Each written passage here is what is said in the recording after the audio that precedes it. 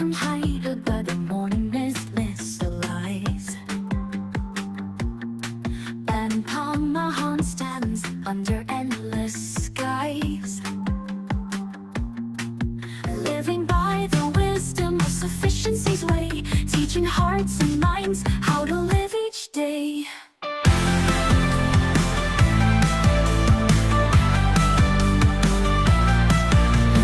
Every classroom learning comes alive. Problem-based learning help the children thrive. Planting seeds and caring, tending earth and green. Knowledge turns to action, hope in every scene. And Padmahan, the school of sustainable agronomy way, growing dreams with love in a sustainable way. Sufficiency's roots deep in all we do, guiding children's hearts to live pure and true.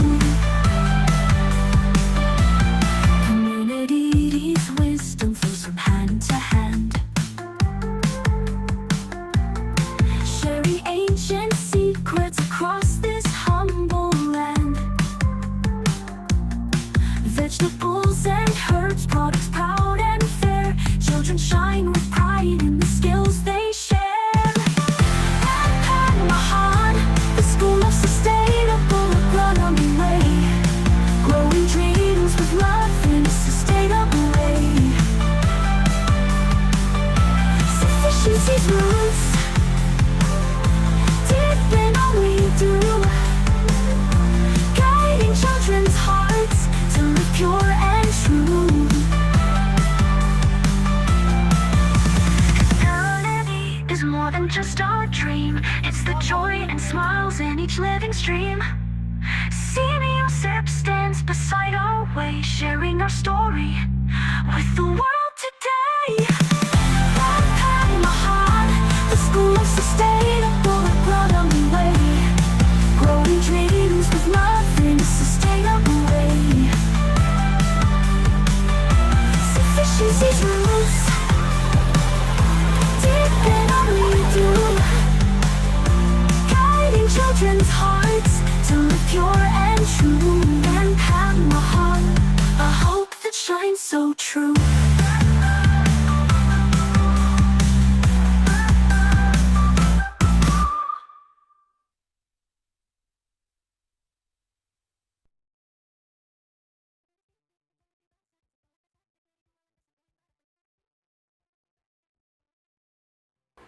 Hi everyone, I'm Dini Lestari. I'm a teacher from SDN 2 Landasan Ulin Barat. Every child is a golden generation, and we believe that the best investment is start from their dinner plate. Previously, we faced challenges. Lack of nutrition knowledge and unhealthy snacks affected the health and learning concentration of our 396 students. So, we launched the Healthy and Sustainable Lunch programs. We don't work alone. This is a collaboration. We held interactive workshop for students and more than 150 parents. In this collaboration with nutritionists from Liang Anggang Healthy Center, the kids didn't just learn, they got into action. We formed a herbalist club with 35 members who actively manage the school toga garden. We transformed the school canteen into a healthy canteen with 5 delicious menu and nutrition. The student satisfaction rate reaches 80%. For sustainability, we apply the One Health philosophy linking human, animal, and environment health, as well as semi-sufficiency economy philosophy by partnering with 5 local farmers for fresh and affordable raw materials. So, what's the result? Let the data do the talking. We saw tremendous change in students' behavior and happiness. Sales of healthy food in our cafeteria went up 20%. Students' knowledge of nutrition jumped 65 percentage point. Their liking for school food went up 70 points. And most importantly, students feeling healthy and happy increased around 60 percentage points. The program has directly benefited over 390 students, 28 teachers, and 315 parents, as well as the local farming community. This is not the end. This is the beginning. We will continue to integrate this program into the curriculum and share this good practice to other schools, because every child deserves to grow up and healthy with strong. Our sincere thanks go to Simioseps, the Education Office, BPMP, Puskesmas, parents, and all partners who have supported us. Together, we are making a meaningful difference.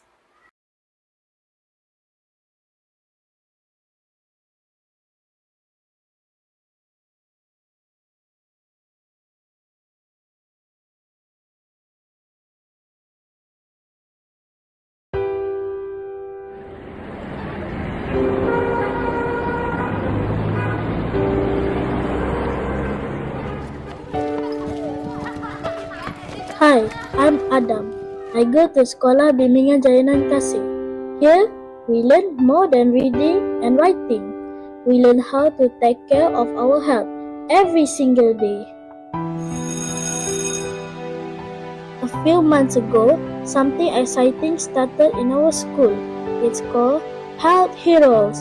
It's more than a program, it's how we learn to stay healthy, protect the planet, and care for each other. It helps us eat better, drink more water, and practice sustainability too.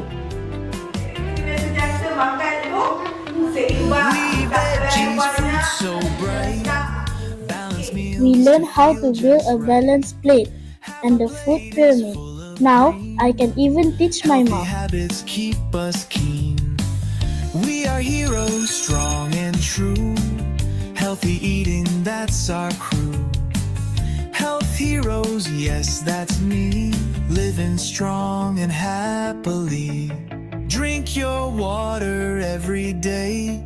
Keep those sugary drinks away. Health heroes. Now, we are proud to share our best Be the practices. best that we can be. Every day, I use my food container. We don't use disposable food containers anymore, and we try not to waste food. Water bottles in our hand. Hydration makes our brain so grand. Check the labels, make it wise. Portion right, that's the prize. Less food waste, we all try. Reuse our trays, reach for the sky. Wash your hands before you eat. Separate rubbish, that's so neat. Bring containers every day. Sustain the earth the SBJK way. Health heroes, 1, 2, We drink 3. water all the time, not just when we are thirsty. My class has a water station, so we never forget. We eat veggies, fruits So much has changed. We waste less food now. We drink more water, and we know what goes on our plate. I even remind my friends, and sometimes my teachers, about healthy habits. I feel like I've grown, not just taller, but stronger, kinder, and more aware. Water every day, keep those sugary drinks away. Health heroes, yes, that's me. Let's be the best that we can be. Water bottles in our hand, hydration makes our brain so grand. Check the labels. Our parents make it join wise. too. There are cooking shows, health talks, and even fun contests. Everyone in school is part of it, not just kids. Now, I drink more water, I eat more vegetables, and I feel proud when I help others to learn. We all became health heroes in our own way. 1, 2, 3, strong and smart. smart, just look and see. We are changers, yes it's true. Helping friends and parents too. Health heroes, here we go. SBJK, we shine and grow. Dua. Bagi tahu. Perlahan. Tak. Ya, biarkan tenaga. Buat piramid makanan. Tentang makanan sihat. Akan boleh buat badan kita jadi sihat. Banyak makan buah, ambil yang macam makan makanan sihat lah. Kalau yang paling nampak terutama dari segi air lah. Sebab diorang ni kadang-kadang budak kecil selalu setiap minit je nak keluar, nak pergi kowe nak minum air. Tapi sejak diorang dah ada botol air yang dibekalkan tu, diorang jarang keluar lah. Sebab diorang terus ada air botol tu. So kalau dari segi makanan tu nampak lebih teratur lah.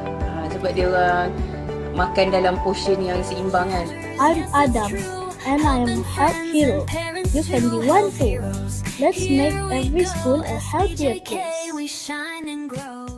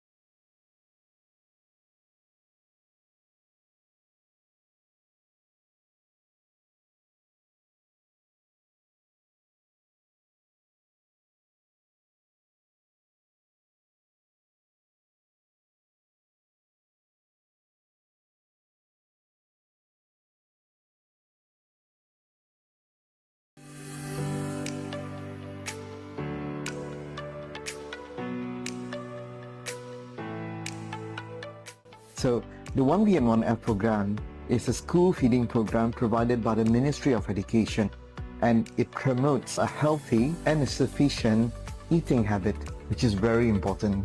We hope this program will be made sustainable across the many schools who can actually enjoy this as something to be proud of, but most importantly, something that can actually be learned together in how to improve this particular concept across-wide. Thank you so much. I would like to congratulate for winning the promotion of well-being in school in Southeast Asia.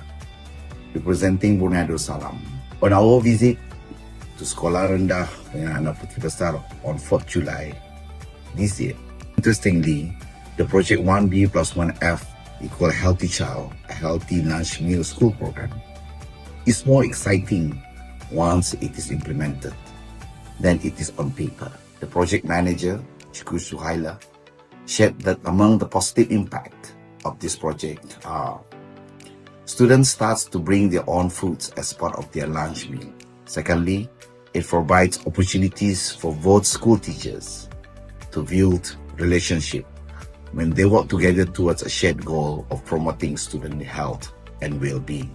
And thirdly, students show willingness to eat the vegetables and make efforts to try them.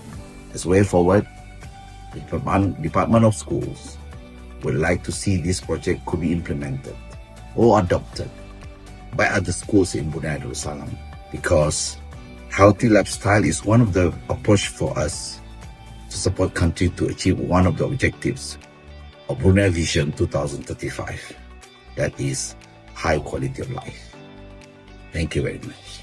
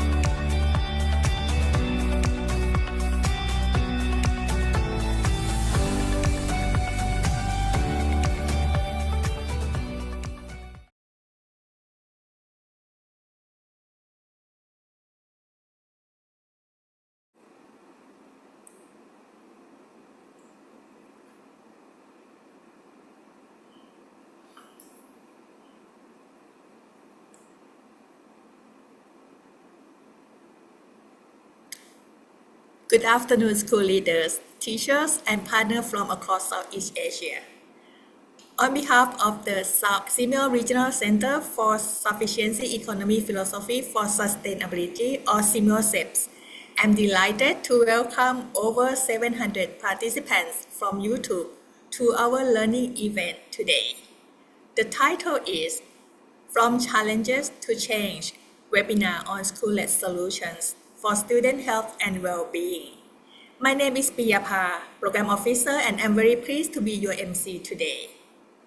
Today, we will hear stories from the schools that have turned challenges into change, improving school feeding programs, promoting healthy habits, and building resilient communities through the sufficiency economy philosophy and One Health approach. The program of today consists of 3 main sessions. First session, Success Story of School in Cities, presented by schools from Brunei Darussalam, Indonesia, and Malaysia. And the second session is the Success Stories of School in Suburbs, and presented by the school from Cambodia, Philippines, and Malaysia. And the last session, you will hear the success story from school in rural areas and presented by the school from Thailand. Ladies and gentlemen, to officially open the webinar, may I first invite Ms. Duriya Amataviwat, Center Director of SIMEO-SEP, to deliver the message. Ms. Duriya, the floor is yours. Swadika. Good afternoon, everyone. On behalf of SIMEO-SEPS, it is my great pleasure to welcome all of you to this international webinar, From Challenges to Change, School-Led Solutions for Student Health and Well-Being. At the outset, I would like to express my heartfelt thanks to our project partners, the Southeast Asia One Health University Network, or SEOHUN, and Chevron, for their valuable collaboration and contribution to this project. I would also like to take this opportunity to warmly welcome our speakers and wish to express my appreciation to our speakers for their continued contribution to this project. And thanks to all participants from across Southeast Asia for joining us today. Ladies and gentlemen, across our region, many schools face similar challenges when it comes to the nutrition. Some students come to school without enough good food. Some schools have limited facilities to prepare healthy meals, and in many communities, knowledge about good nutrition is still limited.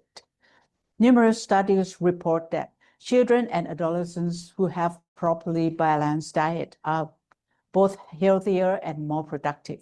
But what makes today truly special is that we are not only talking about challenges, we are celebrating solutions. We are here to see how these challenges have become opportunities for changes. The project Promotion of Wellbeing in School in Southeast Asia began in June 2024 with 29 nominated schools from 6 Southeast Asian countries, namely Brunei Darussalam, Cambodia, Indonesia, Malaysia, the Philippines, and Thailand. The programs aim to promote the integration of One Health, Sufficiency Economy Philosophy, or SEP, and sustainability in the school policy and practices for improving school meal program, food environment, and student nutrition that will lead to the improvement of overall school well-being. Several interventions were conducted, such as online training series, mentoring sessions, school proposal development, selection of winning proposals, school proposal implementation, and monitoring and evaluation, as well as seminar for sharing experiences. Today's presentations are from the schools that received the grant to implement their initiatives to address nutrition challenges. Those schools are on the list in the slide, as you can see. Additionally, one school also volunteers to join this initiative without any grant from us. So I would like to thank SJK Chunghwa Champaruli from Sabah, Malaysia, for your participation to this project, as well as all the schools that received the grant. All of them have successfully achieved this initiative by integrating SEP and One Health approach, as well as the principles of sustainability into their school policies and students' practices. These schools have shown us that small actions can create long-term impacts, turning limitations into lessons and building sustainable systems within their own communities. Please allow me to share a few words about the powerful element of the SEP. SEP was initiated by His Majesty King Bhumibol Adulyadej of Thailand, who teaches us 3 simple but very powerful principles: to live with moderation, to act with reasonableness, and to stay strong with resilience.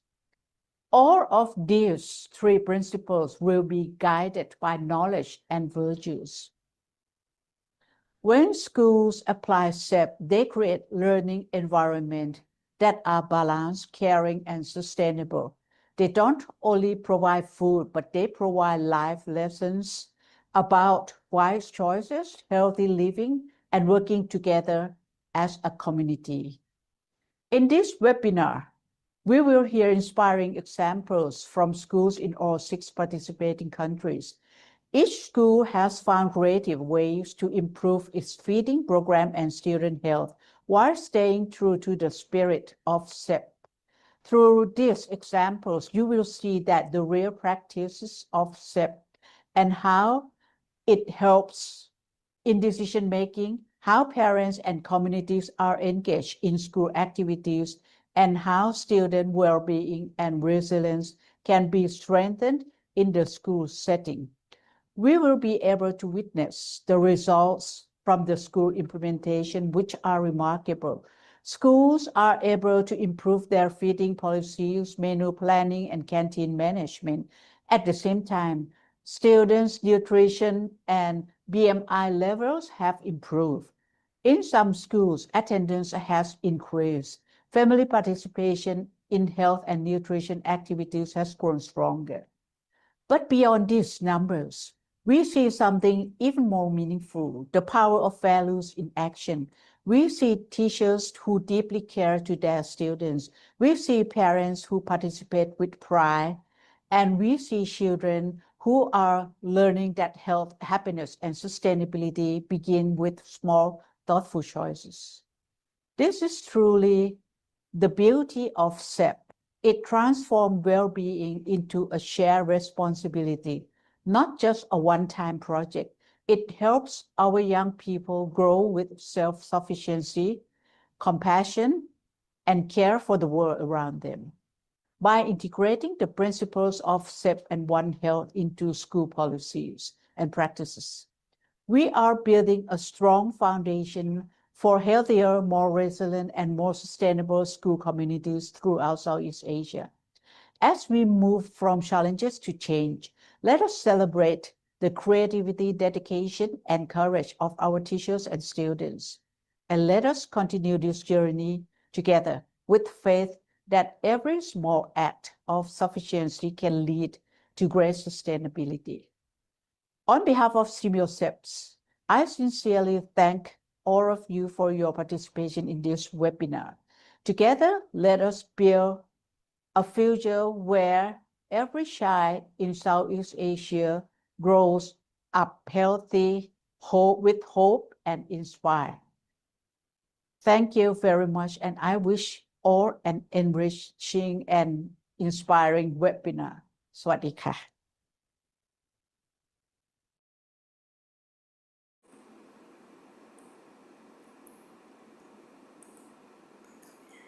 Thank you very much, Ms. Duriya, for your inspiring message.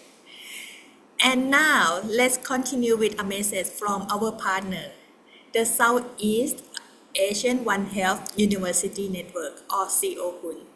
Please welcome Dr. Thongkorn Miyam, Executive Director, to share her insights on One Health inspiration and practices for school well-being. Dr. Thongkorn, the floor is yours.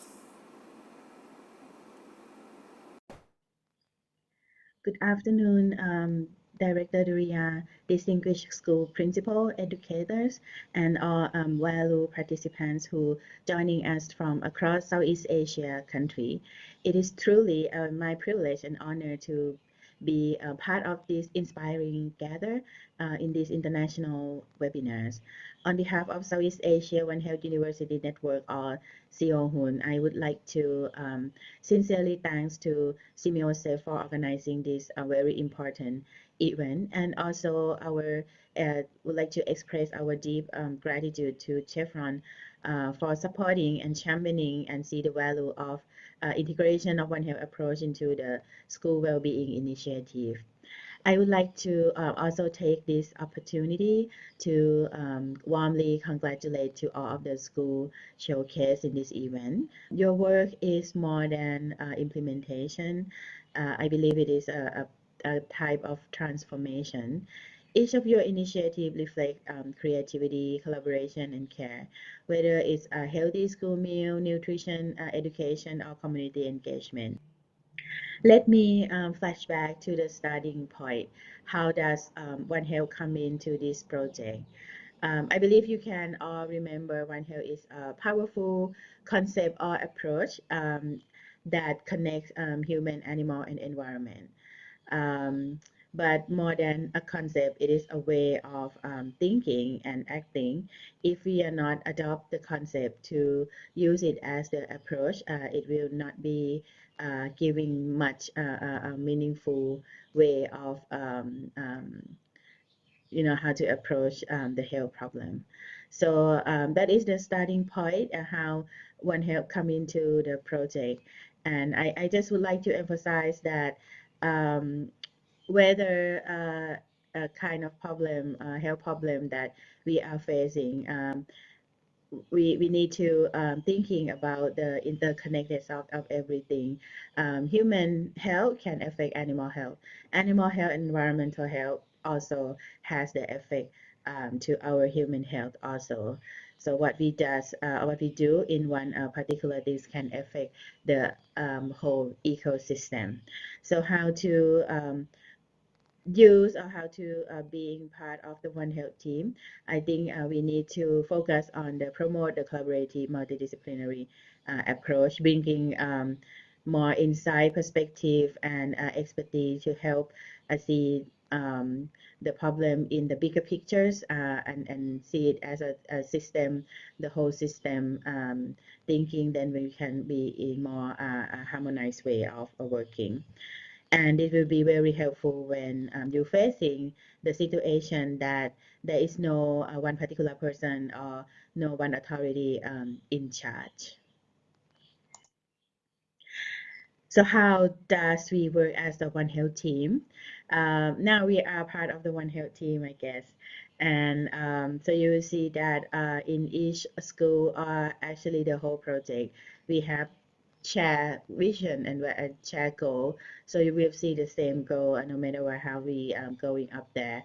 We need to build a multidisciplinary team, bringing people from many expertise across sector that you have. So you have now at the school level, the school, the student, the parents, and the communities that can bring their perspective or actually their own solution to help with the coping or to better the situation in more holistic way. It's usually because I would like to mention and highlight the One Health approach. It used to this approach was used to cope with emerging disease that have a very complex health issue. It's mean it's not just a very the health issue or health problem that we don't have a single solution that like if you get sick and you want to treat one children or one student, you just give them the medicine and that would be resolved, the problem will be resolved.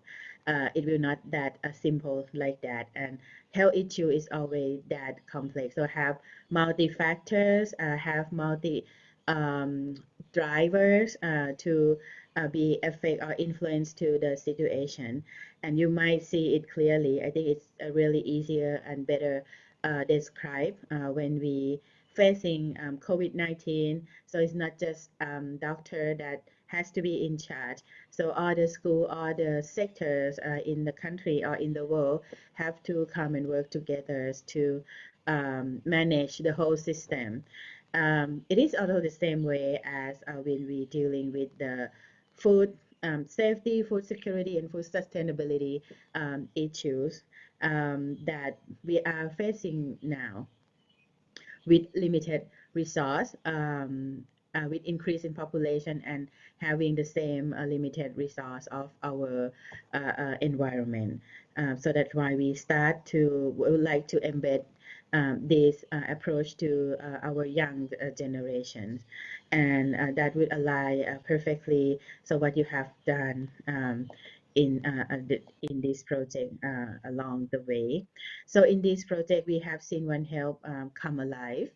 In the sustainable school garden, for example, that feed the student and teach them to care for the natures. In a hygiene and nutrition program that prevent illness and promote a dignity. And in the way school have partnered with parents, farmers, and local leaders, showing how health is share responsibility.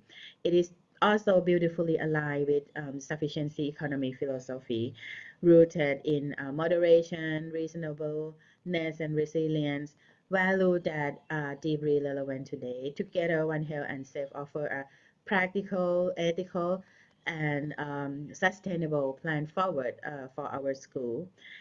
What you have achieved between December last year to July this year is nothing but remarkable. We have seen school in many countries have been a very creative project implementing to better a lunch program or to better a food program in the school. And these are not just a case study, I believe. These are living model of what is possible. And as an educator or policy maker watching today, I would like to urge you to see this story not as exception, but as a starting point of your own transformation. Let us be inspired not only by this success, but also their process, the challenges, the innovation, and the dedication that led the real change. To Simulsafe and Chevron, thank you once again for believing in this vision and concept. To other school, thank you for your courage and commitment. And to our audience today, may today spark a new chapter of collaborations and a new initiative. Let's work hand in hand to build a healthier, more resilient school rooted in the value of one health and sufficient economy philosophy. Thank you very much. Thank you very much, Dr. Thongkorn, for the very informative presentation on One Health concept. Before we start the session, may I inform you that the participants can be participated in our webinar by sending the questions to our speakers. You can scan the QR code which presented on the screen or in the chat box which our technical team just send the link to the chat box. You can click on the link and you can drop the question to our speakers. At the end of the session, we will select few questions for the Q&A sessions. Without further ado, may we begin our first sharing session on the success story from school in cities, moderated by Dr. Jesus C. Fernandez, project consultant and former deputy director of the Simeo Regional Center for Food and Nutrition. Dr. Jess, are you ready? Yes. May I invite you on the virtual stage, sir? Dr. Jess, the floor is yours. Thank you very much, Ms. Pia Pa. Am I coming loud and clear to everyone? Yes, very much. Okay, very great. perfect. That's great. Good afternoon, ladies and gentlemen. I'm very pleased to moderate this first session of a very highly webinar that we're having this afternoon. And I believe everyone is so excited to listen to the presentations of our speakers. And for our first session, as Pia Pa said, we have 3 speakers from Brunei, Indonesia, and Malaysia representing city schools. And just a reminder again for the speakers, you are given 6 minutes to present or share your experiences. And then 1 minute before your time is up, I'll be reminding you to wrap up your presentation. And for our audience, please ask your questions. Pia Pa has mentioned about the QR code at the bottom left of your screen. So just punch in your questions for our speakers. So without further ado, ladies and gentlemen, it's my pleasure to present the first speaker for this afternoon from Brunei Darussalam, who is the former school principal of Pehin Datu Jamil. And we'd like to welcome Madam Suhaila Binti Saleh.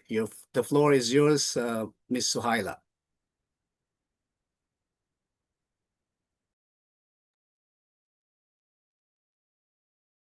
All right, thank you very much. Let me share my PowerPoint.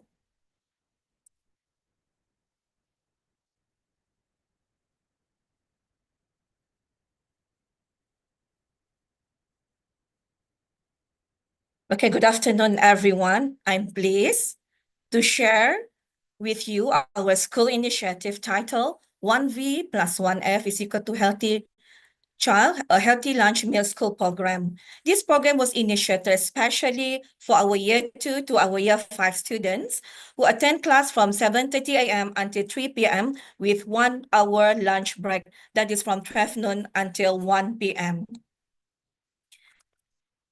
During the lunch break, we noticed that there is limited intake of fresh vegetables and fruits among our students, lack of healthy lunch habits within the school due to the low awareness of nutritional diversity at home and inconsistent collaborations between the school canteens vendor and the health goals.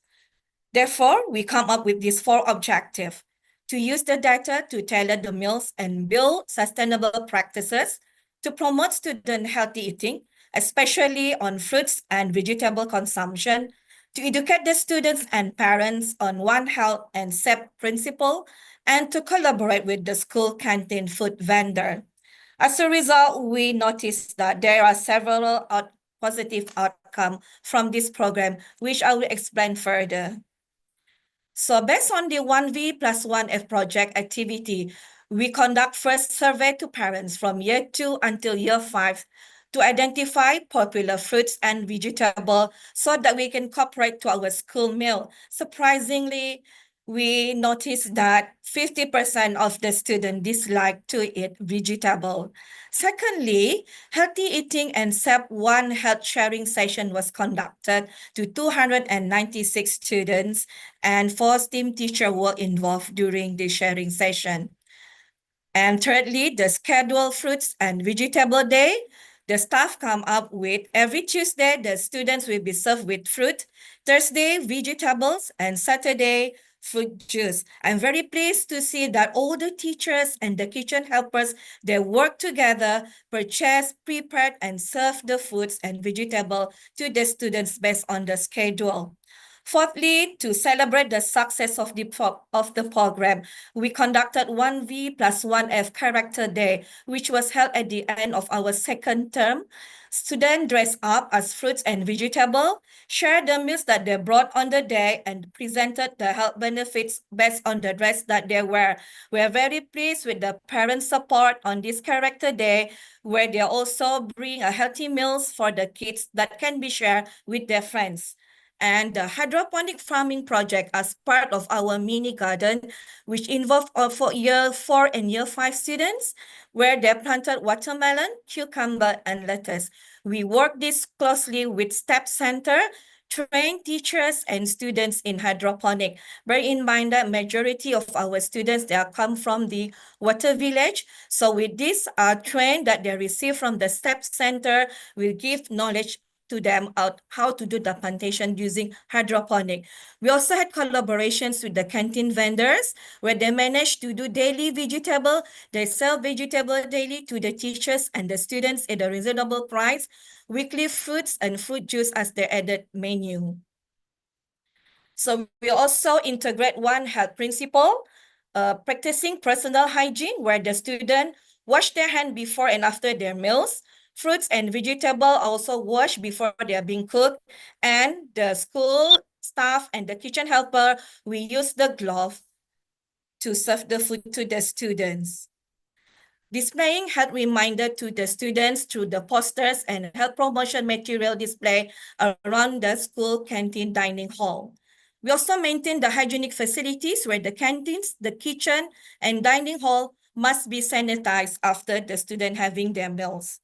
In terms of integration of the SEP principle, we're adopting sustainable practices where the students bring their own food container and the school just serve them top up with the vegetables. The student will bring rice at the school with the container from home so that we reduce the plastic packaging and we reduce the food waste. By building the caring culture among the teachers and the staff when they work together to serve the food and vegetable to the students. And plus, it's very important, we want to cultivate the SET mindset among our students where we do sharing session to them during the STEAM period. So we're very proud with the significant achievement because of the project. The canteen menu have been improved where vegetables were sold daily. Student behavior had changed. We are very pleased with that, where the students are willing now to eat new vegetables and we reduce the food waste. And plus parental engagement, 80% attended the sharing session that I held during the time, and the project was selected for the Teachers' Day exhibition national level on the 23rd September recently was held. And we're very pleased that after the national exhibition, visitors come from other schools to see how's the hydroponic and those students, how we make use of the hydroponic product to be part of the students' meal. So the best practices that we get from this Ms. project is Suhaila, that, you have to yes, wrap up your okay, presentation. strengthening the home-school collaboration. Of course, we have to keep reminding the parents using the school flyers and the post-survey that we did to monitoring the program. We are very pleased to see that most of the students like to eat the meals that we prepare. Student eating behavior, and this is our sustainability. We want to work closely with our staff center, engage the school canteen vendors, and vegetable day will be conducted in the second week. Fruit day will be the 4th week of the month, so that we sustain the habit of this healthy eating. And of course, we need MOE support to continue provide us fruits and milk as part of the school feeding program. And last, 1V plus 1F Day will be celebrated termly to promote the importance of having healthy meals. So thank you very much. That's all from Brunei Darussalam. Okay, thank you very much, Ms. Suhaila, Madam Suhaila. That was a very interesting presentation. And I believe that your students always look forward to your 1V, 1F menus every week. Okay, Yes. so let's now move on to Indonesia this time, ladies and gentlemen. And we would like to hear the experiences of our colleague from the SD Negeri Landasan Ulin Barat. And the presentation will be given by no other than the school head, Ms. Ingrid Megazari, on the initiative Healthy and Sustainable Lunch Program. So, Ms. Ingrid, the floor is yours. Okay, thank you, Dr. Jess. Good afternoon, respected college partner and distinguished guys. I am Ingrid, the principal of SD Negeri 2 Landasan Ulin Barat, Indonesia. It's my honor to present our initiative, the Healthy and Sustainable Lunch Program, investing in the future of the golden generation, a collaboration between our school and CMU SAPS. This program is central to our commitment to improving the well-being of our students. Next, please. First, a brief introduction to our school. We are an elementary school serving grades 1 through 6, located in Banjarbaru City, South Kalimantan, Indonesia. We have a community of 96 students and 24 teachers. Next, please. This is our objective before slide, please. Okay, this is our key problem, but we observe low nutritional knowledge among students and parents, which led to unhealthy food habits. There was a heavy reliance on processed snack and sugary drinks, as you can see in the picture. Our school and local families had limited access to fresh, affordable ingredients, and we have a strong influence of outside vendors selling cheap and unhealthy food. Ultimately, this had a negative impact on our student health, energy, and concentration, and overall well-being. Next, please. So to address this problem, we established clear objective for the program. Our main goal is to improve student health and well-being through nutrition balance and sustainable school lunch. We aim to increase the nutritional needs of both students and parents, promote the consumption of fruit and vegetables, and reduce the intake of processed food. To foster sustainability and self-sufficiency, we plan to establish a student-led herbalist club and build strong partnership with local farmer or producer. And finally, we look to innovation by developing a health food menu application for families. Next, please. We implement several key activities to meet these objectives, as you can see on the picture. First, balanced nutrition campaigns. And then Herbalist Club. This club was a huge success. And then Healthy Canteen Revamp. And then partnership. We successfully established partnership with 5 local farmer or producer to ensure a consistent supply of fresh food. And then technology. We launched a healthy food menu application with over 20 affordable menus and weekly updates for parents. Next, please. Collaboration was essential to this success. We built a strong coalition with parents, with health center, we call Puskesmas, Pusat Kesehatan Masyarakat in Indonesia, and then education office with Banjarbaru Education Office and South Kalimantan BPMP. And then, as mentioned, our farmer partners are now direct reliable suppliers for our canteen. Next, please. This is about integration of One Health.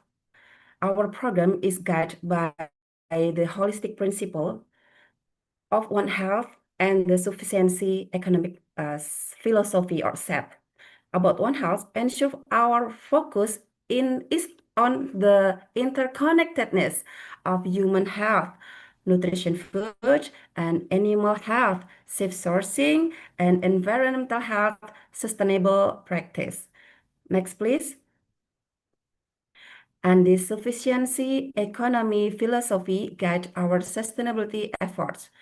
Our school policy promotes affordably priced healthy meals and moderation in portion size.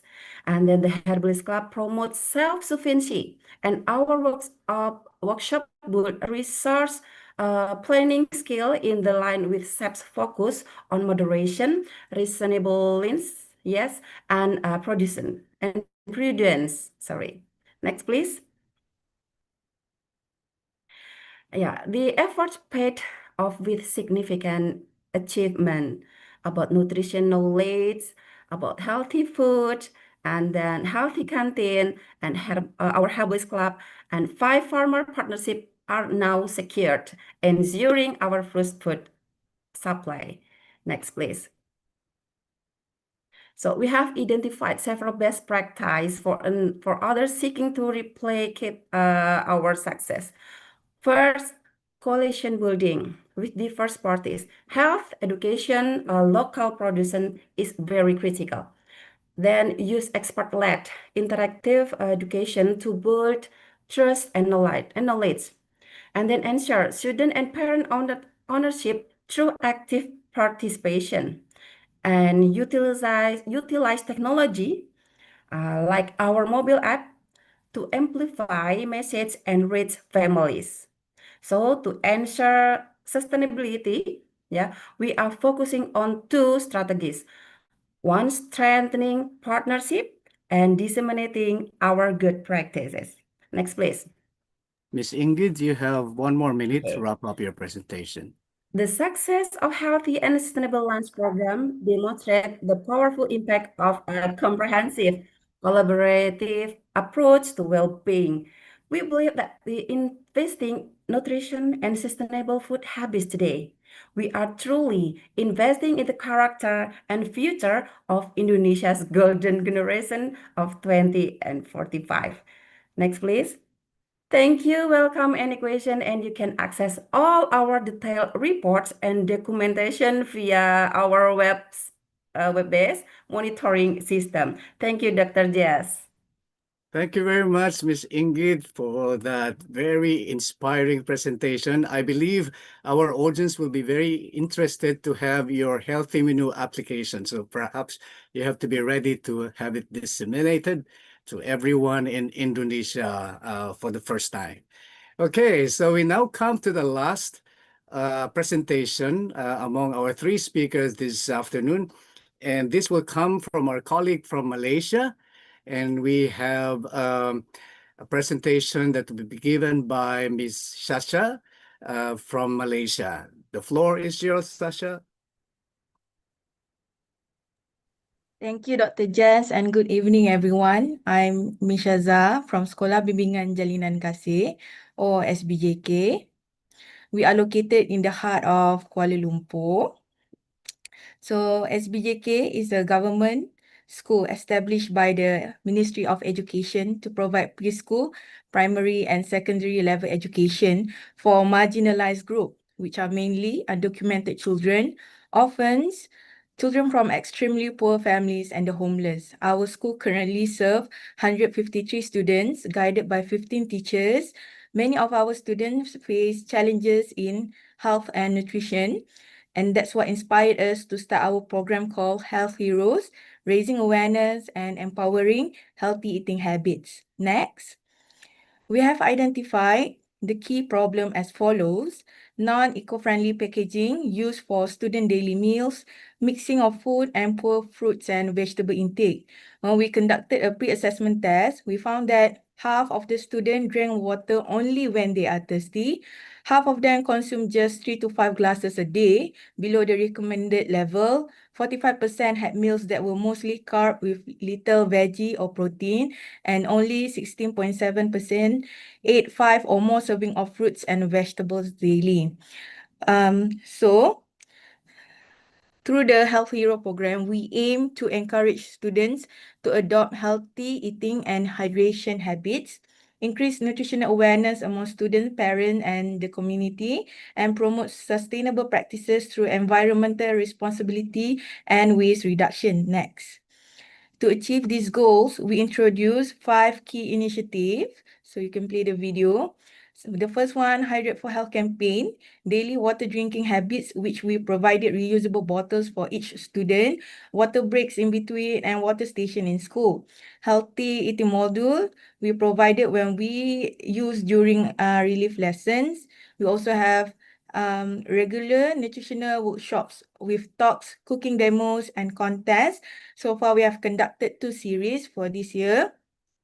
Then we also have reusable food trays and containers to reduce packaging waste. And the last one is integration into school policy to ensure the program continues long term. So each activity was designed around moderation, practicality, and sustainability to match our students' need. Next. Our success relies on collaboration and inclusivity. So parents joined, held cooking demos, and participated in the Mission Slim Possible Challenge. Our sister school from SK Sembulan collaborated to be our audiences and judges during the workshop. And the Ministry of Health provided exhibition and health talks, while our canteen vendor sponsored reusable trays and containers. So this teamwork made health awareness a shared community effort. Next. So the program created measurable impact. The first one, hydration habits improved from 51 to 67%. Nutritional awareness increased, so more students now understand portion balance and healthy food choices. Food and plastic waste reduced about 30%, and parents become more active in supporting school health initiative. Overall, students are more alert, healthier, and proud to call themselves as health heroes. Okay, next. Next is our best practices, which are the use of reusable trays and containers, Hydrate for Health campaign, and water station that we have in our classrooms. So from our journey, we learned 3 key lessons, which is flexibility is crucial. So attendance and school schedule might affect our program flow. And the next one is that hands-on activity will be the most effective to gauge students' interest in learning. And the last one, awareness does not always mean and always lead to action. Therefore, habits form best through hands-on learning and repetitive actions. Okay, next. So the Health Hero program integrate both One Health and the SEP. Under One Health, we address human health, which is by improving nutrition and hydration habits. The next one is environmental health by reducing single-use plastics and promoting waste separation from 70% to 93% of proper waste management. Next, through sufficiency economy policy philosophy, SEP, we practice moderation in which simple, realistic goals such as drinking 6 to 8 glasses of water a day, reasonableness, cost-effective strategies like vendor-sponsored trays and locally sourced food, prudence, where we are persistent in eco-friendly practices and health education at school. And the last one, promote self-reliance and community sharing, where our school community invested efforts into making this program a sustainable practice. Okay, next. The sustainable plan to make our program a long-term practice, we plan to integrate in our school policy and integrate healthy eating practices in future project-based learning. So today, Health Hero continues as one of SBJK's best practices, and we share it proudly with our visitors, educators, and external stakeholders who frequently visits our school. We aim to inspire other schools to replicate or adapt this model, promoting health, sustainability, and compassion across communities. So in all, next. Health Heroes is more than a school project. It's a movement of awareness, responsibility, and care. And our students may come from marginalized background, but through this program, they've been leaders of positive change for people around them. Thank you for joining us. On behalf of Sekolah Bimbingan Jalinan Kasih, I would like to express our gratitude to Simiosep for this opportunity and sharing session. Remember, small habits build big heroes. Thank you, and you may scan this QR code for more information about our school videos, documentary. You can also give down suggestions and comments, and we also provide free healthy eating module. Thank you.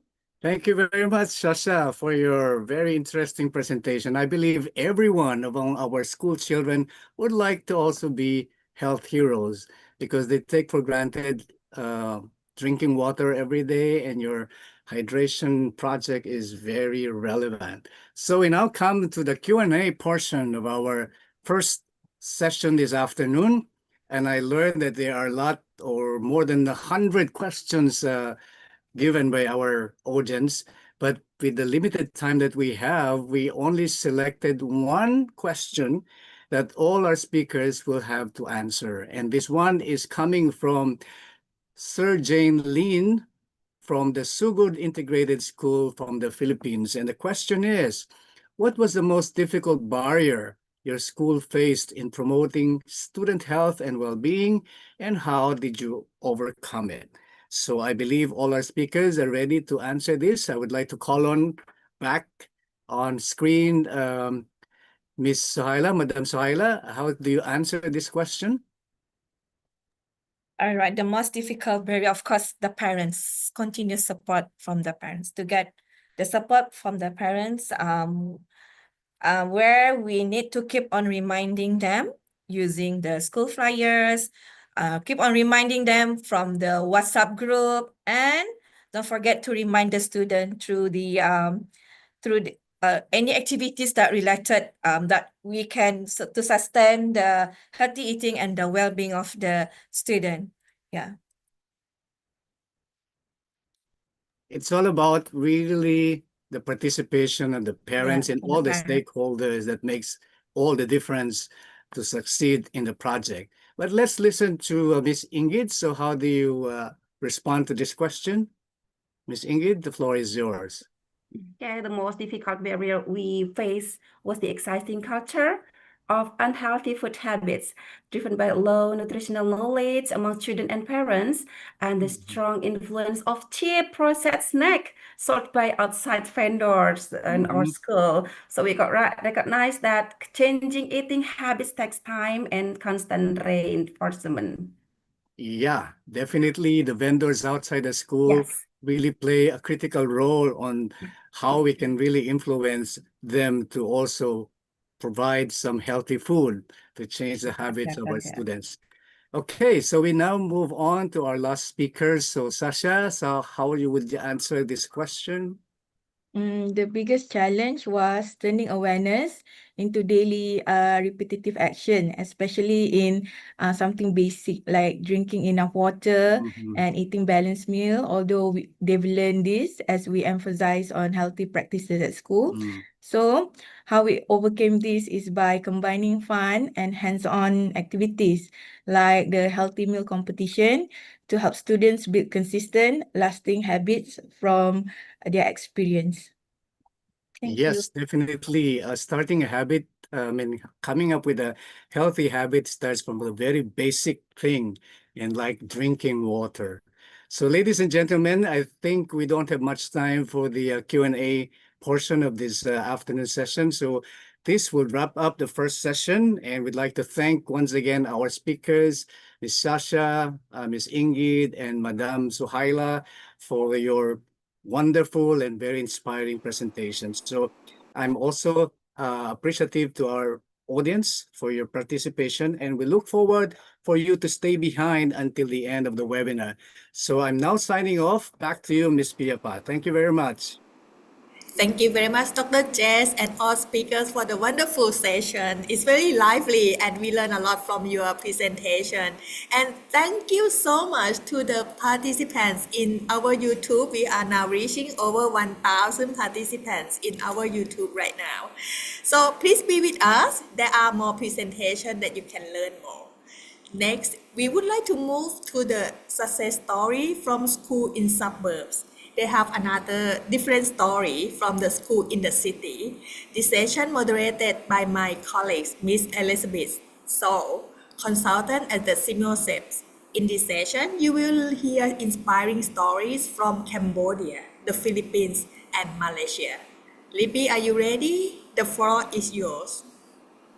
Hello, everyone, and welcome to session 2. I'm sure it will go as inspiringly as session 1 with our schools from the suburbs. Now, when we say suburbs, I'd just like to clarify what we mean by that. So these next 3 schools are situated within a smaller community on the edge of a big metropolitan area, or they are right next to a big metropolitan area. So they're not city schools, they're outside the city. Our journey, as Piapa said, takes us to 3 countries, Cambodia, Philippines, and Malaysia. And I would like to begin by reminding the participants that we have 6 minutes for the presentations. And to our viewers and listeners, that the QR code is in the corner here if you want to send any more questions, although we are really short of time to deal with all of them during this session. So let's start our session 2 with the presentation from Mr. Chen Vani, Vice Principal of Smet Primary School in Cambodia, who will tell us how they have improved their school's feeding programs and tackled nutritional habits of their students and their families. So Vice Principal Vani, over to you. Good afternoon, all participants who join international webinar. From Challenges to Change School, a solution for students' health and well-being. I am Wani Chien, is a vice principal of Smet Primary School, Kampong Chnang Province, Cambodia, and I would like to share about our success story when we implement the project of school well-being. So next slide.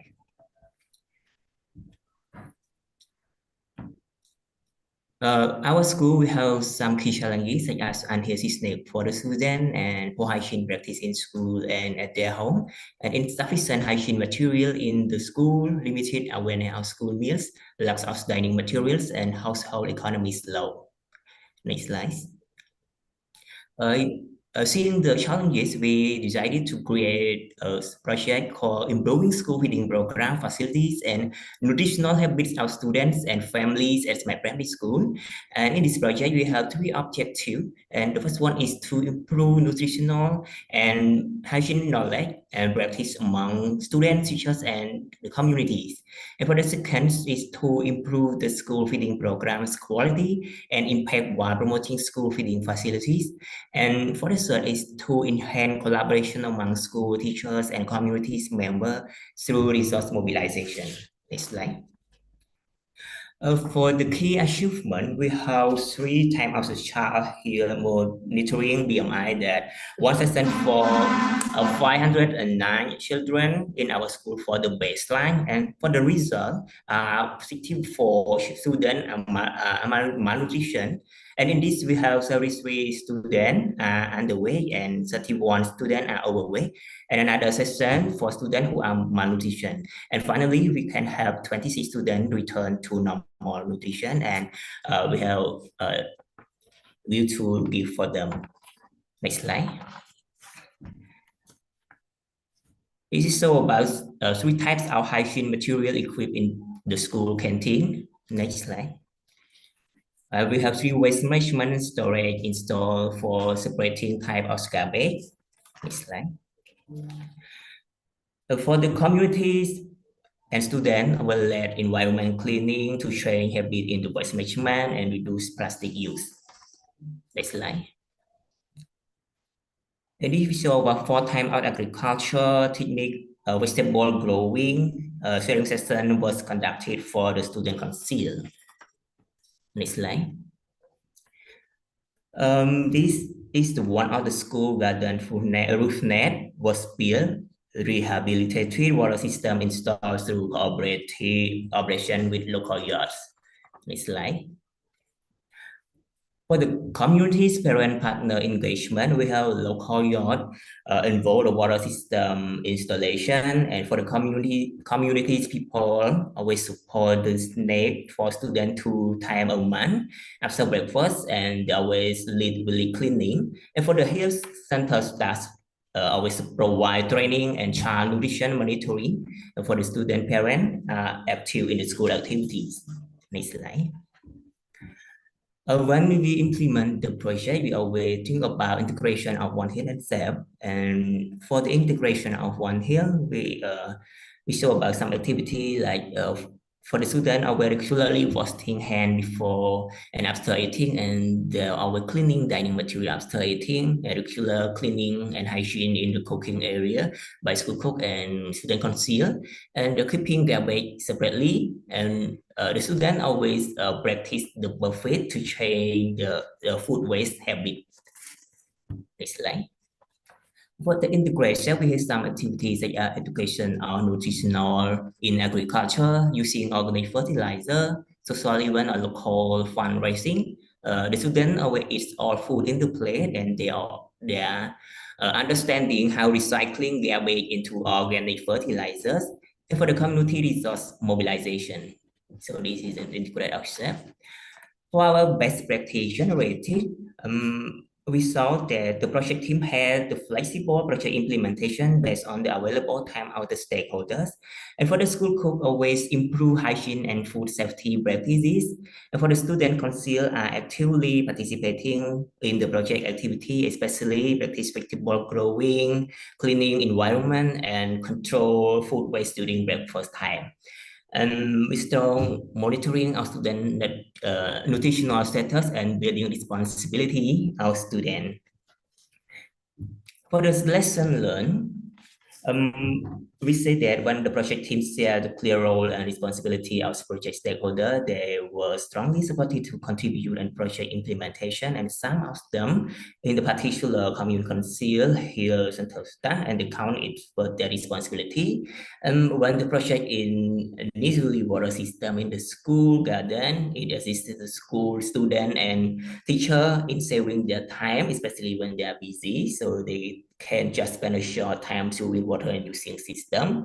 And we are well planning, well monitoring, and finally we got a great result. Next slide. For the plan for sustainability and scaling up, we will continue quarterly child monitoring.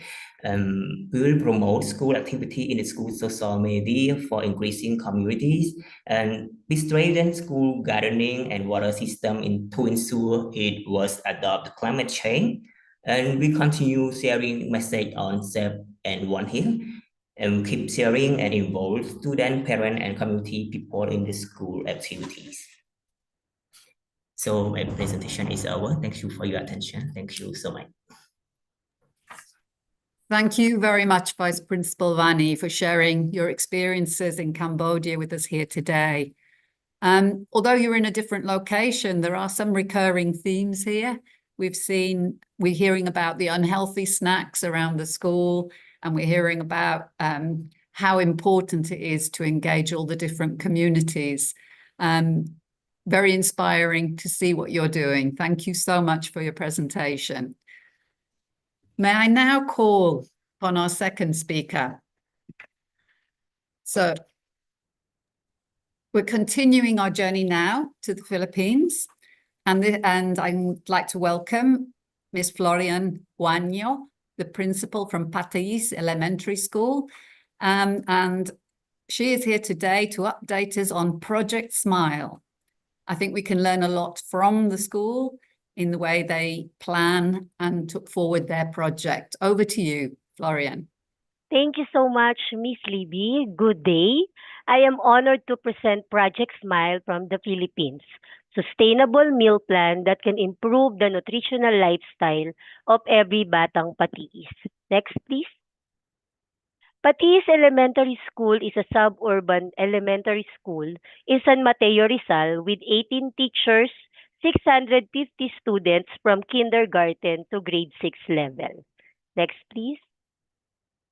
Like any other school in the Southeast Asia, we encounter problems of malnourishment, absenteeism, and low academic performance, which was solved through Project Smile, the provision of daily breakfast to students that supply energy for them to attend school every day and perform well in class. Next, please. With the support of the parents and the community, students foster lifelong healthy eating habits and hygiene through SEP and One Health principle integration in classroom, lesson, and the conduct of hand washing, toothbrushing, and cleanup drive within the community. Next, please. From December 2024 to July 2025, we have conducted important activities such as parent orientation, weighing and deworming of our pupils, monitoring, documenting, meal provision to 650 pupils, project presentation to our stakeholders, gardening and composting in our gulayan sa paaralan. Next, please. Our community engagement involves parents, stakeholders, private sector, local government unit, and the Department of Education who share our advocacy. Next, please. We practice One Health principle by healthy eating habit with balanced meal every day, hygiene and clean up drive, and also the regular disinfection, hand washing, and toothbrushing routine among our students. Next, please. Here is the photo documentation of our One Health principle. Next, please. Sufficiency economy philosophy was utilized through lesson integration in the classroom, which was applied in their daily breakfast, gardening, and composting to develop self-sufficiency in daily life. Next, please. Here are our photo documentation on how we integrate SEP in our daily activities. Next, please. All smile for the school's significant achievements. What changes? What are the changes that we have encountered with the challenges that we have? Next, please. First is the nutritional status. The BMI of the student was improved by 95.56% for our severely wasted student. Next, please. According to our record of attendance was improved by from 86% on the month of January to 98% at the end of the project implementation, which was July 2025. Next. The mean performance score or the academic performance of the pupils are also improved as shown in our data here from first to fourth quarter. Next, please. We are thankful for the sustained commitment of our parents, local government, and private sector who are with us from step 1 until we finish the project implementation. Next, please. Okay, our best practices. We see to it that the monitoring and documenting students' improvements are well kept. Next is the regular cleanup drives for conducive environment, the integration of SEP and One Health principle in our daily lesson, and the strong school-parent-community partnership. Next, please. Sustainability or scaling up plan. First, we have the Adopt a Day of Smile campaign to raise funds for our launch of Project Smile 2.0, the school and municipal benchmarking, our national webinar on Project Smile on November 2025, and the launch of waste segregation, hydroponics, and mushroom growing in our school. Next, please. Let us all read. He who has health has hope. and he who has hope has everything. Hope is the only thing that our student can hold on. Through Project Smile, we have the power to give them health and hope that can ensure a better future. Next, please. And so I am appealing to your kind heart to please support our Adopt a Day of Smile campaign to give smile and love for Batang Patiis. For questions, pledge of support, and other concern, you can reach us on the following contact details. Please watch our video presentation. Thank you so much and mabuhay!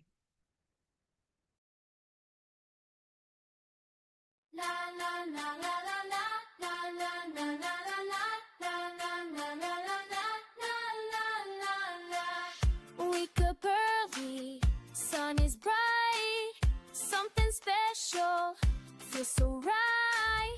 Walk to school now, hearts are racing, good things coming, we can taste it. Smile every morning, smile every day, healthy breakfast coming, smile our way. 650 students here, all together, feel our bodies, makes us healthy.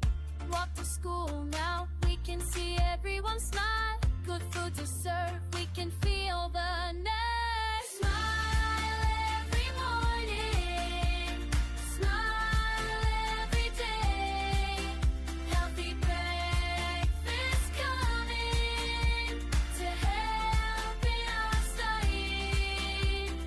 Thank you, CBO, thank you, Chevrolet, thank you, CHI, for believing in us.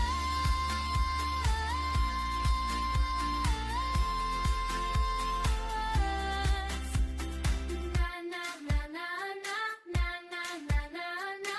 Project Smile, smile, smile. Na na na na. Parents preparing, teachers assisting, stakeholders donating, healthy breakfast for everyone. Growing smile every morning, smile every day. Together we shine. Elementary school, smile our way. La la la la la la la la la la la la. Smile our way. La la la la la la la la la la la la. Smile our way. Thank you so much, Ms. Florian, for that update and for reinforcing the importance of learning by doing through your activities. You also added an element that I haven't seen in this actual fundraising activities that you need to do to make sure your program can go ahead. Thank you very much for that. And let's move on now to our final presentation for session 2. And let's welcome Mr. Ko Chin Leung, Headmaster of SJK Chung Hua Tampurali School in Sabah, Malaysia. We'll hear about how his school went about changing the mindset of students and parents. So let's welcome Mr. Leung. Over to you.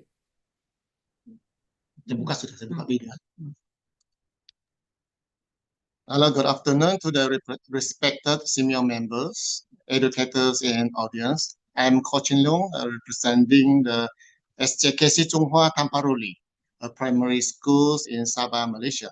It's an honor to share our project titled Healthy Bites, Small Changes for Big Health Benefits. Next, please. Our school faced several challenges. Low student engagement was observed in the previously implemented nutrition meal program. Many students prefer junk food over the healthy meals. Some came from underprivileged families, and their parents had limited awareness about the nutrition. We realized that we need to make a healthy eating fun, simple and meaningful for both the students and parents. We focus on the 4 main goals: habits, educations, collaborations, and wellness. Next, please. We have a target 8 key indicators, and all of them have been successfully achieved. Next. We introduce creative and practical activities such as the nutrition education for students and parents, as well as a student survey on their healthy meal choice. The quarter, half, and clear your plates campaign to teach the balanced eating and reduce food waste. Team lunch day every month that excited the student, and also the hygiene education for lower primary students with support from our partners. Next. We have integrating the traditional gardening and modern farming in our school garden project, supported by our alumni and also the collaborating local university across Malaysia. This includes the hydroponic, aquaponic, and also the fertigation systems. These projects promote STEM's integration and sustainability, helping students apply science and technologies in real life. So most importantly, they enjoy growing and eating their own vegetables, learning that healthy living begins from the garden. So next, please. Through the overall activities and hard work, we would like to share our school BMI progress between the May and September 2025.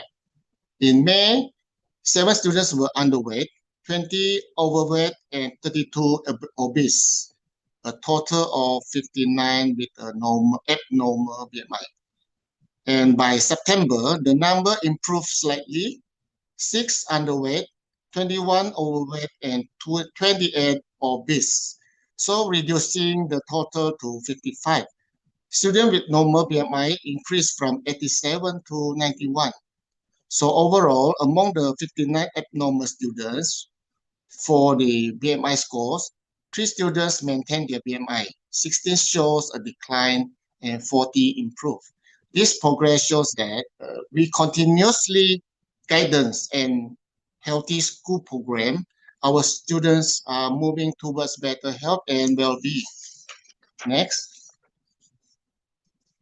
We align our project with the SEPS and One Health concept, emphasizing the sustainability, the waste reduction, the self-sufficient garden, and health awareness to teach responsibility, community care, and respect for the environment. Next, please. So our effort brought proud achievement. 100% canteen management rating by the Ministry of Health in Malaysia. Number 2 is the 5-star rating for the school supplementary meals program by the Ministry of Education. And also we have got the first place, best visual and media content in the low carbon innovator campaign for change. So these are the recognition proof that the small action can lead to a big transformation. And next. We have focused on making healthy eating habits practically through active, engaging education with the community to create a healthy food environment at school. So we involve both students and parents in nutrition talk, engage the student in food selections, and monitor healthy eating daily. Students who shows improvement in their BMI were rewarded. So to make the healthy eating fun, we organized Team Lunch Day and also encourage the participation in the school gardening project, allowing the students to learn to grow and enjoy the fresh vegetables together. So from these experiences, we have learned that fun hands-on activities engage students much better than just giving talks. So parents support really boosts children's motivation, and also the tracking and rewards help students stay consistent. Next. To sustain and expand our success, we have clear plan. In October 2025, the student lead webinar to promote the HITS 2026 and nurture the students' leadership. In December 2025, award ceremony to celebrate the innovation and commitment. Yeah, and in 2026, launch of the e-bento cookbook with the healthy, eco-friendly recipe by parents and students. Continue its promotion through the student activities and strengthen the collaborations with the school management board, the PTA, and local health agency for a healthier school community. So next slide. In conclusions, the Healthy Bites proves that the small changes, when done together, can bring a big health benefit. We are proud to see our students not only eating better, but living happier, and we sincerely thank Simeo for this opportunity to share our journey. So to know more about our school, please scan the QR code to access into our Facebook and school website. That's all from me. Thank you and terima kasih. And thank you, Mr. Leung, for your presentation. We all know how difficult it is to change mindsets. And I think your elements of fun and celebration are important to remember. And I'm very curious to see your bento cookbook. So thank you for that. And congratulations, in fact, to all of the 3 schools from suburban areas for showing us how you have integrated CEP and the One Health principles so close, connected them so well to your projects and really are really making differences to the lives of your students, your teachers and communities. So thank you very much and congratulations. As we've been told before, there are many questions coming in, but we have to limit the Q&R, I'm afraid, to just this one.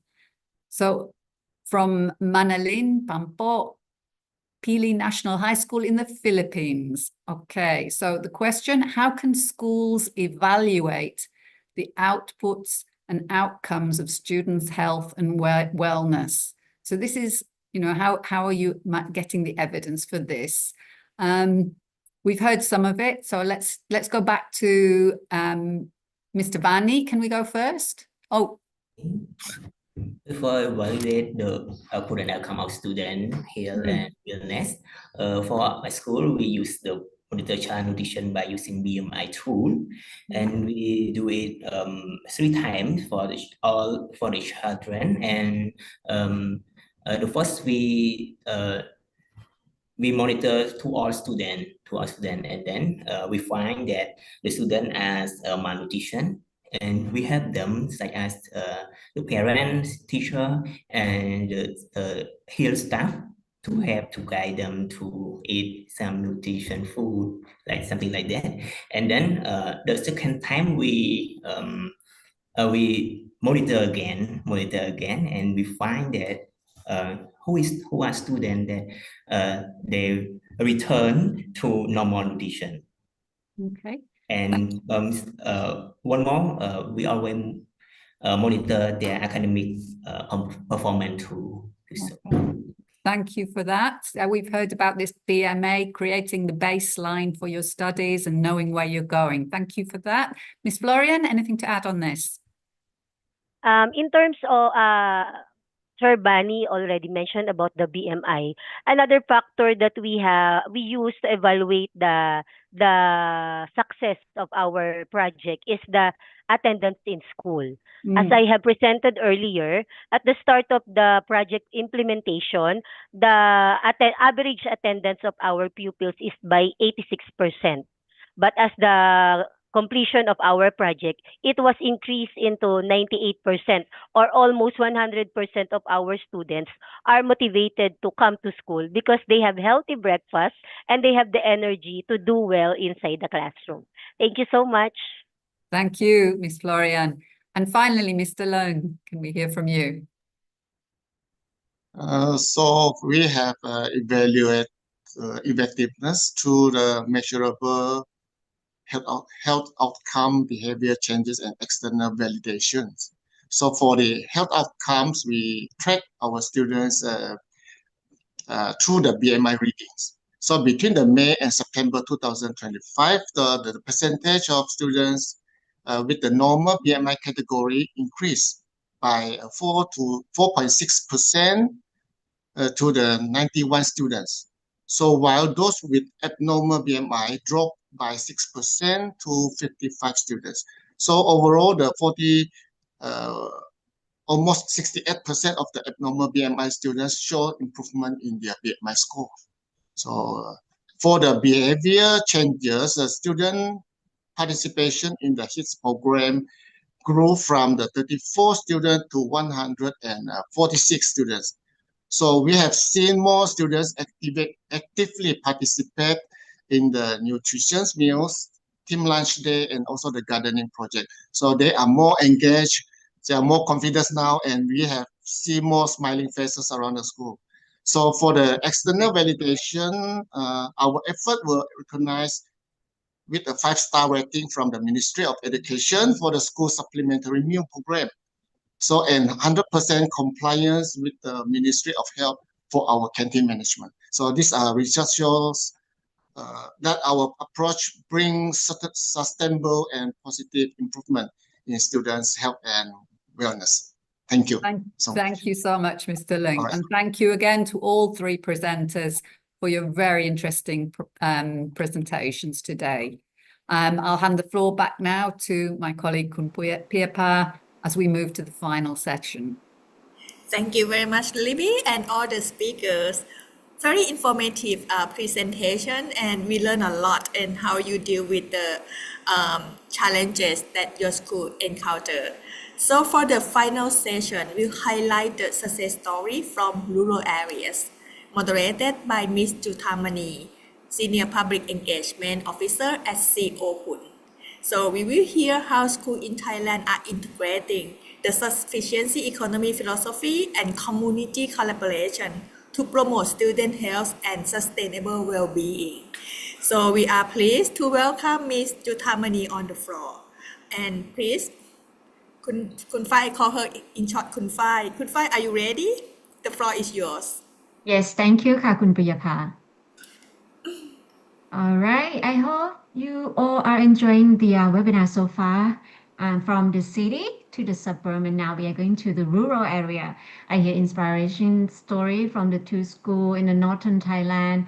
Both schools show how creativity, community spirit, and the One Health approach can bring better health, well-being, and sustainability to students and the family.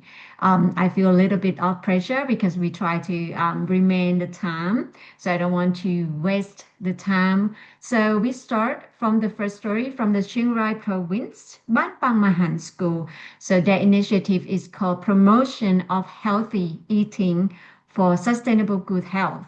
Ban Pang Mahan School is located in the beautiful highland area where most of the students come from the Hill Tribe community.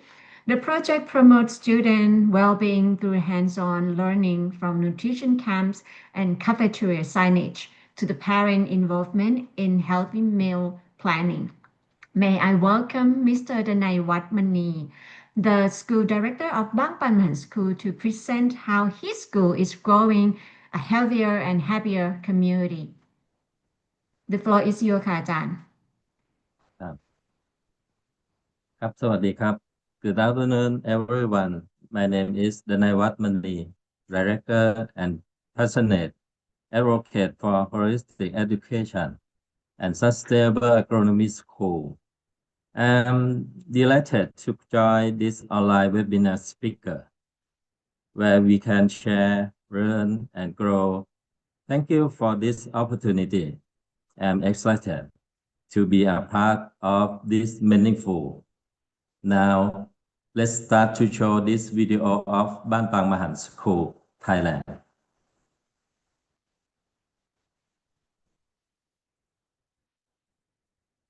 Good afternoon, distinguished delegates, ladies and gentlemen.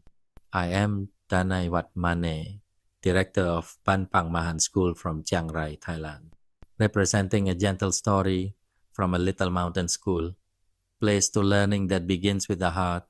It is an honor to present our project, Promote Healthy Eating and Exercise for Sustainable Good Health, a model that integrates the sufficiency economy, philosophy, or SEP, with the One Health approach to create sustainable well-being for our students and community. Our school is located in a remote rural area border Thai Myanmar. There are 169 students. Access to safe and nutritious food is limited, and the cost of school meals is a challenge. We designed this project to address three pressing needs: improving nutrition knowledge, securing local food production, and creating a safe and healthy eating environment. This aligns directly with SEP principles of moderation, reasonableness, and resilience, and contributes to the SDGs, particularly Goals 2, 3, and 4. Our project stands on three pillars. First, nutrition education.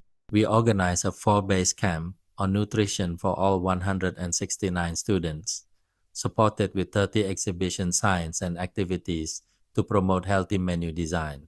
Second, local production. We built a greenhouse and a seedling nursery, supplying vegetables for the school kitchen and distributing seedlings to families in the community, reducing costs and creating a self-reliant food cycle. Third, safe eating environment.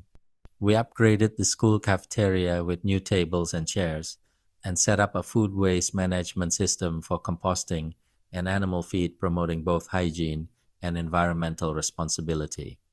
Our timeline covers late 2024 to mid-2025. The school is driven through PLC, professional learning community, and integrated into the school curriculum with Chitta Sukcha Learning Management. The greenhouse and nursery are already built and operational. The nutrition camp and exhibitions are scheduled for early 2025 are already. Cafeteria improvements and waste management are ongoing. This combination of quick wins and longer-term actions ensures both immediate benefits and lasting change, with strong participation from student, family, and the local community. To measure impact, we focus on practical and measurable KPIs. 50-70% of vegetables for school meals sourced from our own greenhouse and community. At least 75% improvement in students' nutrition knowledge after the camp. A 80% reduction in sugary snack consumption at school.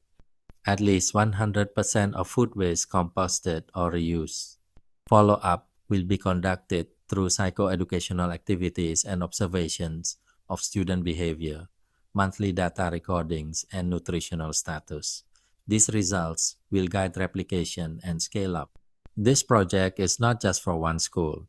It is designed as a transferable package, greenhouse and nursery model, nutrition camp modules, and KPI dashboard. It can be scaled across schools in the nearby area and Simeo networks as a practical demonstration of SEPS and One Health in action. Today, Ban Pang Mahan School invites you to join us in three ways. 1. Support with technical expertise and mentoring. 2. Replicate the model in your own school or community. And 3. Collaborate in building a regional network for sustainable health and education.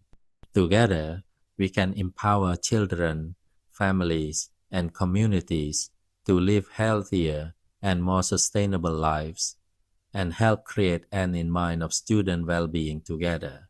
The sufficiency economy philosophy is not just 2, 3, or 4 steps that schools try to make students memorize, but it must still be implemented to cover all 9 steps of sufficiency.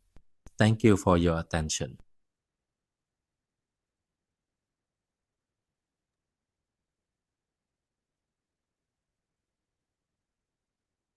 All right. So thank you so much for the Ban Pang Mahan School, Mr. Danai Watmani, to explain about the school project. The idea that the school also supported the nearby school during the natural disaster and sharing the lands and good practices with the others in the local network. I hope and we hope that the network will take the model to adapt to their school as well. So let's move on to the Chiang Mai province, which is really close to Chiang Rai province.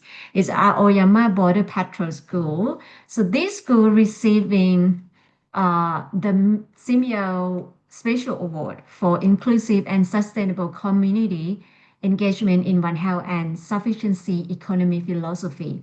Aoyama School is located in the mountain area of the northern Thailand as well, where all the students come from the Black Lahu ethnic community. The project, the community school collaboration project, creating products and nutrition value for One Health and SEPT, connect food and culture and community. May I invite Mr. Dechawat Wongwai, the school principal of Aoyama School, on our virtual stage. Please welcome. Okay, ma'am. Greetings, everyone. I'm acting as Police Captain Thomas Keltong, the speaker from Aoyama Border Patrol Police School. Aoyama Border Patrol Police School is one of the 222 schools under the Border Patrol Police Bureau. This school located on the north part of Thailand, Mountain Gao, and the most of people around there are minority that only eat Thai paste with rice, no protein at all. They don't have any knowledge of nutrition, nor and farming and cultivation. Next slide, please. To that, every school on Thai border already have school horticulture for lunch plan, but the problem is we are lacking of budget, lacking of knowledge, insufficient land, and insufficient pet food. And these are our objective to succeed by increase production of food, awareness on cleanliness and nutritional, and promote eco-friendly to everyone in community. By this objective, we did really hope that our students can access to nutritional food. School can provide skill and knowledge for students, parents, and our community. Next slide, please. So when we got budget from Simeo and knowledge of One Health theory and sufficient economy theory, we have created a project by start workshop for our parents to let them know what we are going to do and start to teach them on knowledge of nutrition and cultivation knowledge. We build greenhouse shed and farm and teach them on how to land management as they live on the high ground so that they can still plant anything and pet animal for food. We use your budget on how to make pet food by using vegetable and lamb to decrease the need to buy instant pet food, and that's the way to save our money and we still have animal for our food as the way of sufficient economy theory. At the same time, we teach our children about nutrition and we train them to keep themselves and place allow them clean as you have taught on us about One Health theory. Not only students and parents are only the group that have knowledge and skill from us, but also everyone in community. By everyone sharing to each other, students share to parents, parents share to community, and our school can even share this knowledge to and skill to other government authority, especially other Border Patrol Police School nearby us, Royal Horticulture, Phang Hospital, and many more. Next slide, please. We have new perspective on One Health theory and sufficient economy theory. By focus at provide good thing for every human as possible. We start at planting by using organic fertilizer. Then our teacher teach our students on how to harvest vegetable and eggs by we let them do it by themselves. After that, we create a nutritious menu for our students and parents by our knowledge. We not only produce material for our food only in need. The reason is we don't want to make a waste, and we have responsibility to natural. When students finish their meal and there is still food left, we use it for fertilizer and animal food. We invite parents to watch what we have done to what we have done and taught them. We don't change them by that moment, but we use time and resolve to deliberately change them. Next slide, please. Then we teach them on administration first before we let them do anything, because if they don't know how to use the right tool on the right mission, they will not succeed anything, especially on land management. They would not build anything, not because they don't have sufficient budget, but they would still think that they don't have enough land. Whatever they have built, have done, or going to do next, we have tell them to get cooperate or going to tell each other to decrease time to reach that goal and to make our community unity. So next slide, please. So for right now, or even right now we are sitting here, our school can produce meat more than 50 kilograms to the last year, and also vegetable about 300 kilograms. Our students can gain more BMI than the last year, and what we are really happy right now is their behavior on cleanliness and nutrition value, and school lunch are enough for them. Parents can do more horticulture and can cook accordingly to nutritional knowledge. Next slide, please. By helping them, we have so many lessons learned for One Health theory. We have learned on cleanliness, on how to prepare food as clean as it should be. We must rotate food menu to keep away from multitional. We also focus on water management because we don't only use for sanitation, but also drinking it. Next slide, please. And also sufficient economy theory. We have learned so many things, especially on management. If you are a police or military staff, you would know OHOGA, which is the tool to define land, high ground, river, and so on. And with this tool, we can use the right tool on the right mission, and we can also spend money on the right thing, and that's how we can save money. And if you think this is enough for us, no. We can cooperate with parents, community to help us reach to our goal and build up a green South Ban and cultivation shed. Next slide, please.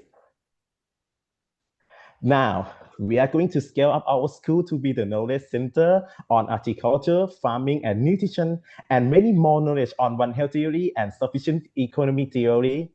We are not only a teacher that teaching students like many elementary schools in every part of the world, but we are going to promote our students to manage their household, their farm, their family business account by teach them on adapting our skill in their real life.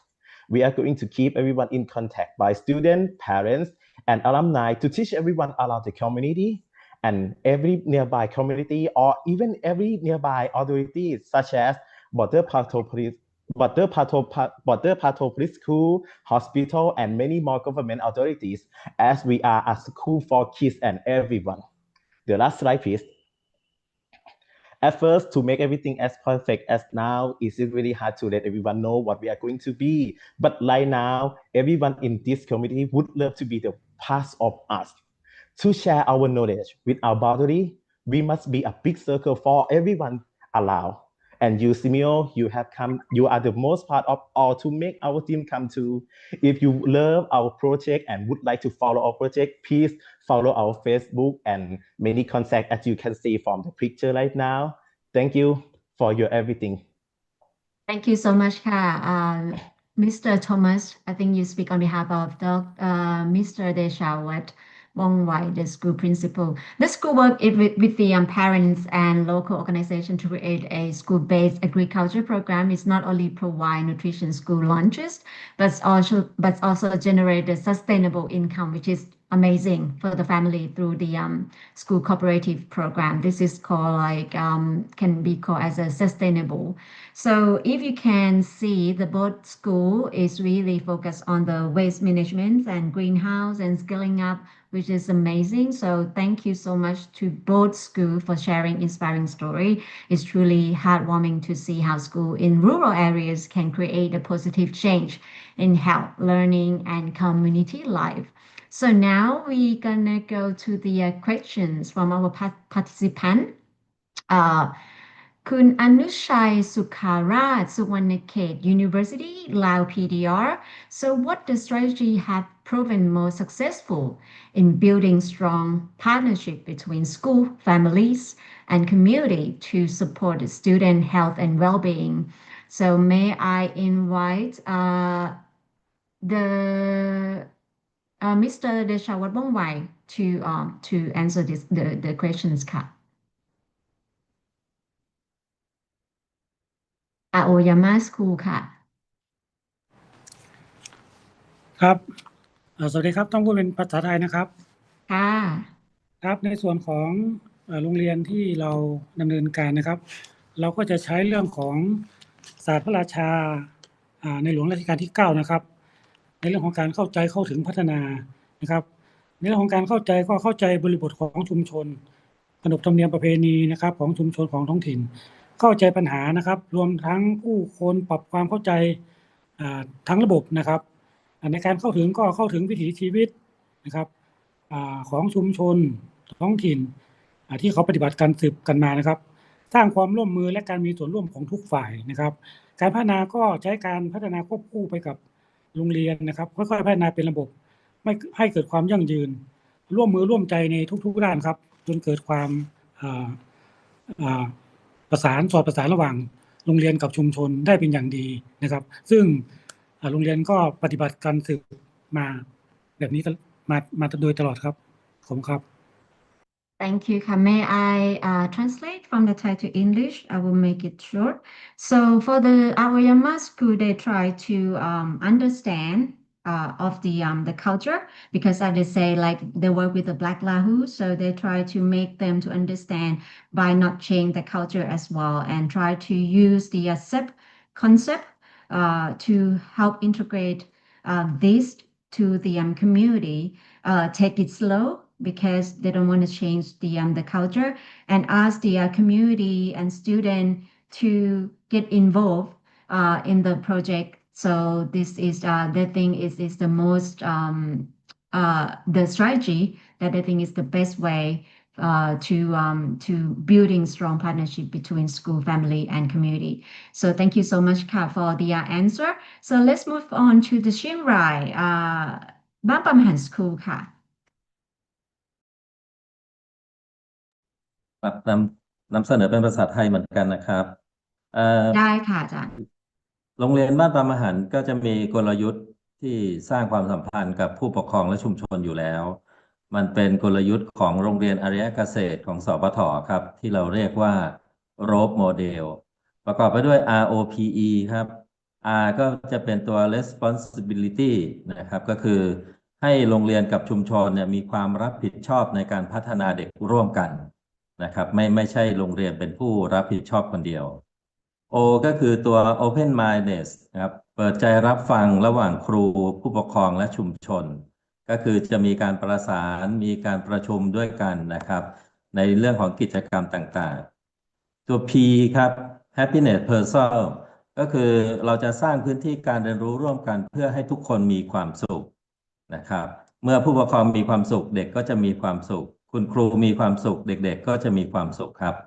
และตัวสุดท้ายก็คือตัว E ครับ Example of success in problem solving ก็คือเราจะร่วมกันแก้ปัญหาเรียนรู้ปัญหาไปด้วยกันแล้วก็จะแบ่งปันความสำเร็จซึ่งจะสร้างเป็นแรงบันดาลใจให้กับผู้ปกครองชุมชนและก็ตัวเด็กครับเพราะนั้นตัวนี้จะเป็นตัวที่จะทำให้โรงเรียนเป็นศูนย์กลางแห่งความร่วมมือครับเราจะไม่เดินไปคนเดียวครับแต่ว่าเราจะเดินไปด้วยกันครับ Thank you so much, Ka Achan. So may I translate it for the answer? So the answer is quite similar. So they been using the concept of SEP for really long time, but also they building the cooperative relationship with the community and the parents. So they have the share goal and share responsibility together. And they also have the concept of OPE, which is O from open-minded. So all the family and everyone must be open-minded to welcome and learn a new thing together. And P is happiness. So once we learn and open-minded and welcome for the new concept, they create a happiness in the family and in the school as well. And then lastly is example. So this could be an example of they were successful that they've been doing together. So they share goal, they inspiring one another, that they use the school as only the center that have everyone joy go together. So thank you so much for both schools that your answer is really inspiring to us. Once again, thank you, Mr. Danai Watmani from Ban Banhan School and Mr. Desha Watwongwai from Aoyama Border Patrol Police School and Mr. Thomas for the representative for sharing your inspiration work. Your story reminds us that even in rural school, positive change can happen when people work together for the healthy community. My name is Jutamani Arya, CEO Hon Senior Public Engagement Officer. Thank you so much for all participants for attending this webinar. Let me hand over to the floor back to our MC, Ms. Payapha. Thank you very much, Ka Kun Phai, and all the speakers from the rural schools, and especially Mr. Thomas, who spending his working time to help the the principal Deshawat for the presentation. Right, we have learned a lot from the 3 sessions today and see the real example how the school integrate sufficiency philosophy economy and also the One Health approach in the school practices. So now, to close our webinar, we are honored to invite Ms. Dee Bourbon, Senior Social Investment Advisor from Chevron Corporation Australia, to deliver the closing message. Ms. Bourbon, the floor is yours. Thank you, Piapa. I think today we've heard the words inspiring, enriching, exciting repeatedly, and I do share that feeling after watching all these fantastic presentations. I was going to say something about every single presentation today. I took notes, but I know that we're out of time, so if you wouldn't just give me 2 minutes, I want to wrap up with some things that I heard today. Thank you.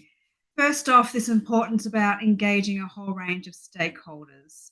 The parents, the canteen staff, your supply chains of farmers, the school leadership, the communities, ministries of health and ministries of education.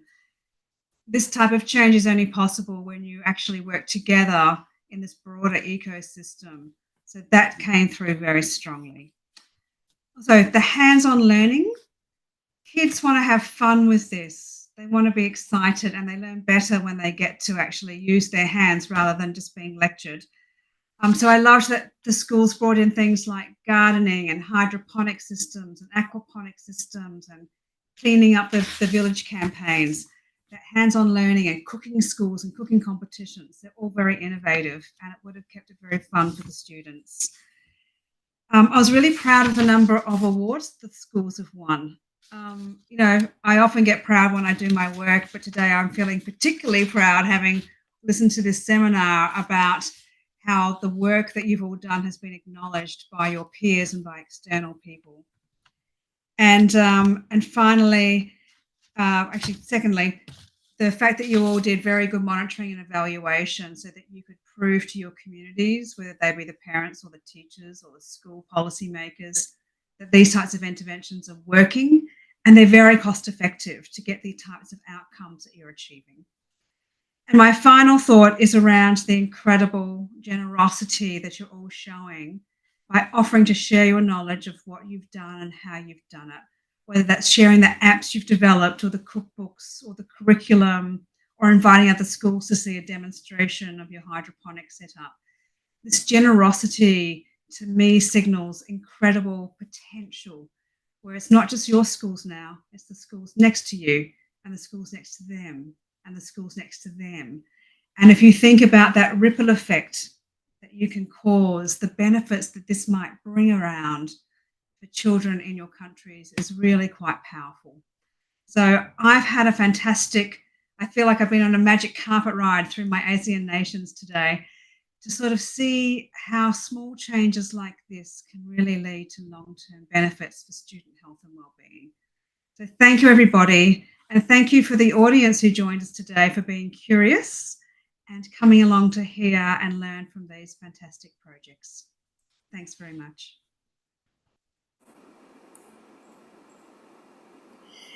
Thank you very much, Kundi, for the wonderful message and for your continued support to the school well-being initiative across the region. Thank you so much for spending your time and being with us until the end of the session. Before we end the webinar, I would like to announce how you will obtain the certificate of the participation from our webinar. Before I announce that, I would like to thank all the audience who registered to our webinar. About 6,500 participants registered to join our webinar. And on the view, now we have about over 4,000 views from the YouTube and over 1,200 concurrent views. And we also received over 165 questions and reflections from the participants dropped in the Q&A form. Thank you so much for your engagement in our webinar. So, to get the certificate of e-certificate of participation from the webinar, you need to scan the QR code that present on the screen. And then when you scan the QR code, it will be the post-webinar evaluation. You need to enter the data according to your feeling into the evaluation form. Please don't forget to put the right name. Please check the spelling of your name and the spelling of email address, because the webinar will be sent to your email automatically after you filling the evaluation form. Okay, repeat again. You need to double check the name and email address when you enter to the evaluation form. And the deadline to complete the post-webinar evaluation form is Saturday at midnight. So I hope that you will have enough time to complete the evaluation form. And our technical team will send the link of the post-webinar evaluation to the YouTube chat box. And they will also post on the YouTube description box. So, ladies and gentlemen, this is now the end of the webinar. And once again, thank you to all participants for being with us from the beginning until the end of the session. We hope that today's webinar has inspired you with the practical ideas and meaningful lessons from our model schools. I hope that you can apply the knowledge to strengthen your own initiative for your students' health and well-being. And thank you for being a part of this learning journey of the SimioCEP CO Hun and Chevron. And have a wonderful day, everyone. And see you again in our next Simio webinar. Thank you very much. Bye-bye.